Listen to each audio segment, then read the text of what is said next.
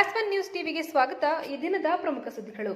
ದೇವನಹಳ್ಳಿ ತಾಲೂಕಿನ ಕನ್ನಮಂಗಲ ಗ್ರಾಮ ಪಂಚಾಯಿತಿ ಆವರಣದಲ್ಲಿ 2024-25ನೇ ಸಾಲಿನ ಗ್ರಾಮ ಸಭೆ ನಡೆಯಿತು.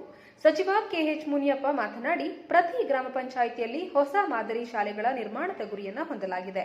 ಸರ್ಕಾರಿ ಶಾಲೆಗಳಲ್ಲಿ ಮಕ್ಕಳಿಗೆ ಗುಣಮಟ್ಟದ ಶಿಕ್ಷಣ ಲಭ್ಯವಾದಲ್ಲಿ ಭವಿಷ್ಯದಲ್ಲಿ ಮಕ್ಕಳು ಉನ್ನತ ಹುದ್ದೆಗಳನ್ನು ಪಡೆಯಲು ಸಹಕಾರಿಯಾಗುತ್ತೆ ಅಂತ ತಿಳಿಸಿದರು. ಗ್ರಾಮ ಸಭೆಯಲ್ಲಿ ವಿಶೇಷ ಚೇತನರಿಗೆ ಸೋಲಾರ್ ಕಿಟ್ ವಿತರಣೆ, ತಾಂತ್ರಿಕ ಮತ್ತು ವೈದ್ಯಕೀಯ ಪದವಿಯ ವಿದ್ಯಾರ್ಥಿಗಳಿಗೆ ಸಾಧನ ಸಲಕರಣೆಗಳ ವಿತರಣೆ, ತರಬೇತಿ ಪಡೆದ ಮಹಿಳೆಯರಿಗೆ ಹೊಲಿಗೆ ಯಂತ್ರ ವಿತರಣೆ, ಪಿಯುಸಿ ಮತ್ತು ಎಸ್ಎಸ್ಎಲ್ಸಿ ವಿದ್ಯಾರ್ಥಿಗಳಿಗೆ ಪ್ರೋತ್ಸಾಹಧನ ನೀಡಲಾಯಿತು.